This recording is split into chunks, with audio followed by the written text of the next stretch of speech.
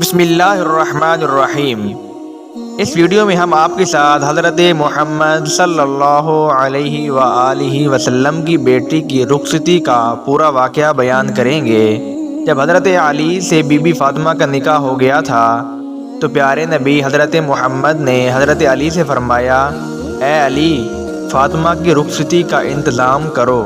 حضرت علی فرمانے لگے، یا رسول اللہ، میرے پاس صرف دو ہی چیزیں ہیں، ایک میری تلوار ہے اور دوسری میری زرہ ہے۔ حضرت محمد نے فرمایا کہ تلوار سے تو تم جہاد کرو گے، تم ایسا کرو کہ تم زرہ بیچ دو اور ان پیسوں سے فاطمہ کی رخصتی کا انتظام کرو۔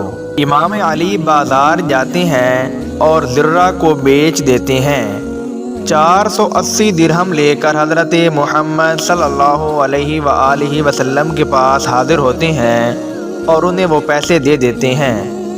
ان میں سے کچھ پیسے پیارے نبی حضرت ام سلمہ کو دیتے ہیں اور فرمایا کہ فاطمہ کو دلہن بناؤ، اس کے لیے خوشبو خریدو، لباس خریدو اور اسے دلہن بنا کر لے آؤ۔ اور باقی کے پیسے بلال حبشی کو دیتے ہیں اور کہتے ہیں کہ جاؤ بلال، ضرورت زندگی کا سامان لے آؤ۔ ان پیسوں سے بلال حبشی نے بازار سے سامان خریدا۔ ایک پانی کا پیالہ تھا اور ایک دودھ کا پیالہ تھا اور آٹا پیسنے والی چکی تھی۔ 4 تکیے تھے اور کچھ گھر کا ضروری سامان بھی تھا جو کہ بی بی فاطمہ اور حضرت علی کی زندگی میں استعمال ہونا تھا۔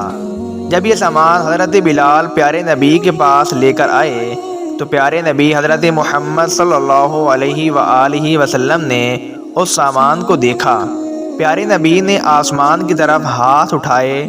پیارے نبی اللہ تبارک و تعالیٰ سے دعا کرنے لگے، اے میرے پروردگار، حضرت علی اور میری بیٹی فاطمہ کو دنیا کی اور آخرت دونوں کی خوشی نصیب فرما۔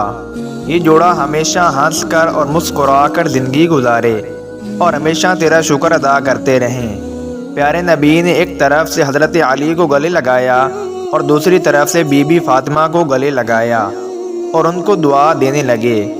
بی بی فاطمہ کا ہاتھ حضرت علی کے ہاتھ میں دے کر پیارے نبی فرمانے لگے، اے میری بیٹی، مجھے اس سے محبوب اور دنیا میں کوئی نہیں جو میں نے تیرے لیے چنا۔ اور علی سے فرمانے لگے، اے علی، تجھے نبی کی بیٹی مبارک ہو۔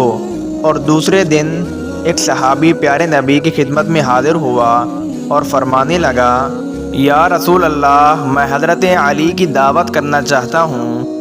میرے پاس ایک چھوٹا سا جانور ہے، اسے میں قربان کر سکتا ہوں اور اس سے حضرت علی کی دعوت کر سکتا ہوں۔ حضور اکرم صلی اللہ علیہ وآلہ وسلم نے مسکرا کر فرمایا کہ اللہ تبارک و تعالیٰ قبول کرے گا۔